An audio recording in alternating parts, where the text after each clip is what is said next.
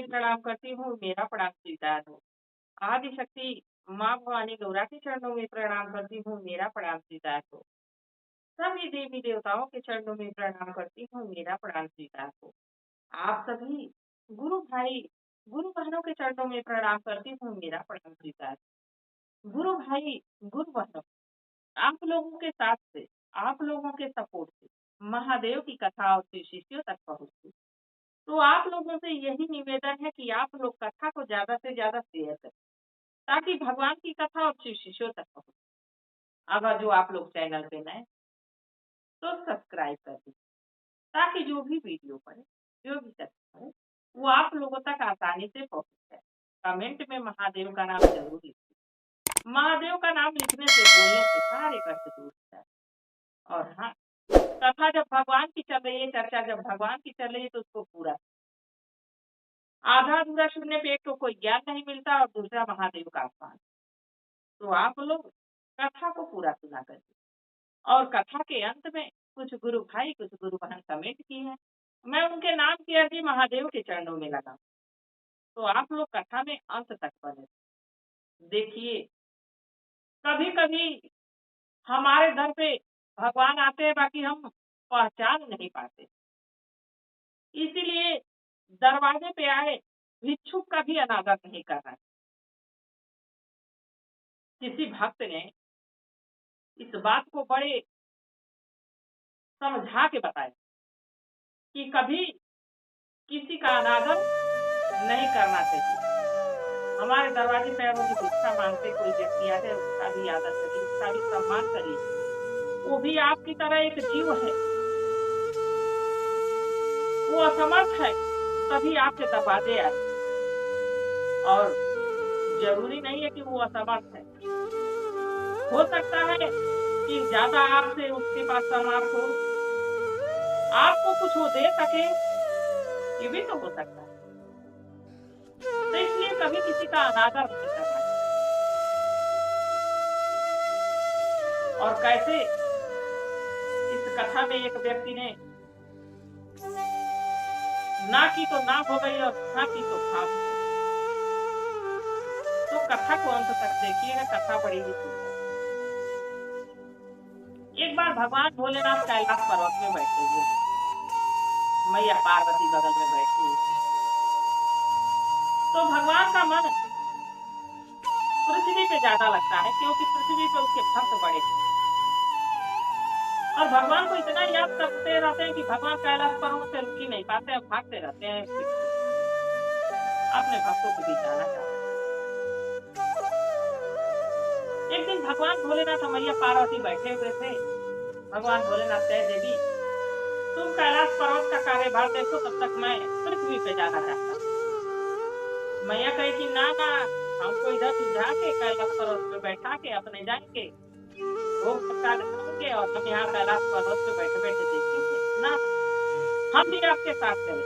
भगवान कहे, देखो देवी, तुम जाती हो बेवजह पचड़ा पास देती हो, बेवजह कुछ ना कुछ तमाशा हो जाता है, इससे बढ़िया कि तुम जाओ, तुम यहीं पे। और देवी कहे कि ना, मैं नहीं जाऊंगी तो आप भी नहीं जाएंगे, हमको तो जाना और हम आपका साथ छोड़ने वाले नहीं है यहाँ पर। देखिए, देवियां अगर जो जिद करते हैं, औरतें अगर जो जिद करते हैं, तो आदमियों को सुनाई पड़ता है, मर्दों को सुनाई पड़ता है। क्योंकि 2-3 हट बड़ी गजब की, बाल हट और क्रिया हट, उसमें बड़ा ही महत्वपूर्ण माना गया। बालक भी अपने माता पिता से अगर किसी चीज के लिए हट कर बैठे, तो माता पिता को मजबूरी में वो चीज दिलानी पड़ती है। और इसी तरह क्रिया अगर जो ये भी हट कर ले कि हमें ये गहना चाहिए, साड़ी चाहिए, जेवर चाहिए, तुरंत पति को मानना ही पड़ता है, नहीं तो घर में तांडव शुरू, सारा सुकून आराम हो जाए, सब कुछ रहते हुए ना के बराबर हो जाए, चैन नहीं मिलेगा, पति राम की खैर नहीं। तो ये हट बड़े सुंदर नोक झोंक तो है, पर इस हट में प्रेम भी बहुत ज्यादा। बालक अगर जो जिद कर देता है, तो उसको दिलाते समय माता पिता भी बड़े प्रसन्न होते हैं कि हमने अपने बच्चे को ये चीज दिला दी। है और बच्चा भी बड़ा प्रसन्न होता है। हमारे माता-पिता ने हमको ये चीज़ गिफ्ट दी, ये चीज़ उपहार दी। तो इसमें प्रेम बहुत रहता है। अब मैया पार्वती भगवान भोलेनाथ से लगी जिस तरह भगवान भोलेनाथ कहे कि ऐसा करो। दोनों पति-पत्नी पृथ्वी लोक पे आए। अब धीरे-धीरे घूमते कुछ वक़्त बीत गया। अब मैया पार्वती कही कि भगवान अब मुझसे चला नहीं जाता, मुझे तो चक्कर आ रहा है, क्योंकि मुझे भूख और प्यास दोनों लगी और इसलिए भूख प्यास लगी थी कि दोनों मनुष्य रूप में थे, साधु साध्वी के रूप। तो जब मनुष्य का तारा शरीर धारण कर ले व्यक्ति, तो भूख प्यास तो लगेगी, क्योंकि इस शरीर को आवश्यकता पड़ती है पानी की, खाने की। अब मैया पार्वती भूखे पेट एक कदम भी चलती है तैयार। भगवान का इसलिए मना करता कि तुम चलो मत, मानी नहीं। अब लो, कहाँ से तुम्हारे खाना का प्रबंध कर, कहाँ से मैं पानी का प्रबंध कर। मैया कहीं ये सब मैं नहीं जानती, आप जैसे व्यवस्था करिए वैसे करिए, बाकी मैं अब चलने वाली थी। भगवान कहे कि अच्छा भाग्यवान, चलो कुछ दूर तो चलो, देखता हूँ किसी का घर मिल जाता है तो कुछ मांगता। अब यही करवाओ कि एक देने वाले को मांगने पे विवश कर रही थी। मैया कहे कि देते आप हैं तो मांगने में कौन चीज चाहिए, थोड़ा प्रमाण दीजिए। भगवान कहे अच्छा चलो देगी, तुम जो न करवा। धीरे धीरे कुछ दूर गए, तब तक एक महल पे उसका ध्यान गया, महल को देख भगवान भोलेनाथ मैया पार्वती साधु साध्वी के रूप में उस महल के दरवाजे के पास खटखटाने लगे। दरवाजा बाहर से दरवाजा खटखटा रहे, अंदर से खाली आई पूरा सजी धजी रेशम की साड़ी, सोने के गहने से लगी। दरवाजा खोलती, मैया हमें बड़ी जोरों की भूख लगी, हम पति पत्नी भूख के मारे चल नहीं पाए, तड़पड़ा रही हमारी पत्नी, हमें खीर खिलाती। सेठानी कही हूँ यदि आप कुछ नहीं भिक्षा मांगने आए हो और मांगने में भिक्षा में खीर मांग रहे हो, हमको पागल समझ रखा है, हमको बेवकूफ समझ रखा है। हम तुमको खीर पवाए बना के हमारे लिए हमारे नौकर चाकर बनाते हैं, हम तुम्हारे लिए खीर बनाने जाए और मांगे तो भिक्षा में खीर मांग रहे हो। शर्म नहीं आती तुम्हारे? हाथ को सब सलामत है, हाथ पैर तुम्हारे चल रहे हैं और तुम भिक्षा मांग रहे, भाग जाओ। भगवान भोलेनाथ कभी मैया पार्वती का मुंह देखते हैं, कभी सेठानी का मुंह देखते हैं। ऐसी भी औरतें होती है क्या? देखो पूरे सोने से लदी हुई है, रेशम की साड़ी पहनी हुई है, देने की कितना इसके पास है। अब भगवान भोलेनाथ और मैया पार्वती उस दरवाजे में चले गए कि सेठानी दरवाजा मुझे बंद कर। अब घूमते घूमते मैया रानी कहीं कि अब नहीं चल जा रहा है, अब तो कैलाश पर्वत ही लौट चलो, नहीं तो हमको चल नहीं जाता। भगवान कहे कि अच्छा चलो देखा जा। तो तब भगवान की नजर एक झोपड़ी पे पड़ी। झोपड़ी के पास पहुंचे, झोपड़ी के पास पुकारने लगे किसी को, नमः शिवाय का जाप करने लगे। उस झोपड़ी में से बुढ़िया मैया अब दो साधु साध्वी को देख के हाथ जोड़ के खड़ी हो गई। अरे महात्मा जी, ओ भाग्य हमारे कि हमारे झोपड़ी के भाग खुल गए कि आप लोग हमारी झोपड़ी पे आए। हमारे पास क्या है, क्या आपको चाहिए कि मैं दूं, आपकी क्या सेवा करूं? देखिए भगवान के आने की उम्मीद में सबरी पूरा जीवन काट दी और रोज उसकी नजर कहाँ रखती थी, मार्ग पर आती थी किसी रात से भगवान आएंगे। बड़ा ही सुंदर सबरी का एक भाव याद हमको आज। सबरी सोचली मान बना, सबरी सोचली मान बना, राम नहीं है भगनवा, अहे भगनवा, अहे भगनवा, सबरी सोचली मान बनवा, राम लंबी लंबी कैसी सफर रहिया बहारे, रहिया बहारे हो रहिया बहारे, देखी रहिया है भगवान हो, सबर सोच मान बनावा, देखी रहिया है भगवान हो, सबर सोच मान बनावा, सबर सोच जी मान बनावा, ओ राम भवनवा, मीठी मीठी बेरी सखी सखी दुनिया लगावे, बेरिया चखिया चखी दुनिया लगावे, अब भोगवा लगे हैं श्री राम हो, अब भोगवा लगे हैं हमारे राम हो, सबर सोच मान बनावा, सबर सोचली मान बनावा, ओ राम है भवनवा। सबरी भिलनी की पूरी उम्र कट गई, पूरी उम्र बीत गई भगवान का राह देखते देखते, और रोज का प्रतिदिन का उसका काम था राह को बहुत इसी रास्ते पे भगवान आएंगे, क्या जानती नहीं, वो जानती नहीं कि भगवान कब आएंगे। रोज भगवान के लिए राह को साफ करती थी, उसको चुन चुन के हटाती थी, और रोज प्रतिदिन का काम था कि बेर को चख के रखती थी, खट्टी बेर फेंक देती, मीठी बेर को रखती।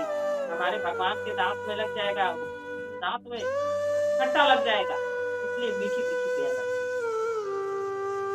रोज प्रतिदिन भगवान को उसका भाव था, उसको ये नहीं था कि हम जूठा करके भगवान को खिलाएंगे ना, भगवान के लिए भाव था, हमारे भगवान को मीठा लगना चाहिए, उनको खट्टा नहीं लगना चाहिए, उसका ये भाव। अब बूढ़ी मैया उसी भाव में जब देखी दोनों साधु साध्वी को, तो भाव प्रकट नहीं कर पा रही थी कि हम क्या सेवा करें। भगवान कहे कि देखो मैया, हम दोनों को भूख लगी है, खीर बना के थोड़ा खवा दी, हमारी पत्नी को बड़ी जोर की। हाँ हाँ, एक टूटी फूटी खाट थी, उसको मैया ला के दिखाई, उसको पति पत्नी को बैठाई, और जल्दी से गई एक पड़ोस से गाय का दूध लाई, उसमें थोड़ा चावल डाल के खीर पका, और खीर पका के भगवान भोलेनाथ और मैया पार्वती को साधु साध्वी के रूप में उनको भोजन करो। दोनों लोग बड़े प्रेम पूर्वक भोजन खीर को खाए। जब खीर खा लिए तब तक बूढ़ी मैया का बेटा और बहू दोनों आ गए, साधु साध्वी और वहीं के। अब महात्मा जी पूछे कि ये कौन? बूढ़ी मैया कही कि हमारा बेटा है बाबा, क्या करें, एक छोटी सी झोपड़ी है, इसी में किसी तरह हमारा गुजारा होता है। गर्मी के दिन में तो मैं बाहर सो लेती हूँ, लोग अंदर सो लेते हैं, पर बरसात में बड़ी दिक्कत होती है, ठंड में बड़ी दिक्कत होती है, आती तूफान आती है तो बड़ी दिक्कत होती है, झोपड़ी का छप्पर तक खुल जाती है। क्या करूँ महात्मा जी, इसी तरह से जीवन बीता जाता, पर इस दुख से हमें कोई परेशानी नहीं है, कोई हमको गिला शिकवा नहीं है, बस हमको प्रभु की कृपा बनी रहे कि हमारी झोपड़ी इसी तरह बनी रहे और हमारे बाल बच्चे इसमें इसी तरह पलते। जब उसका ये भाव महादेव देखे तो महादेव कहे कि अब तो हम लोग भोजन कर लिए, अब हम लोग चलते।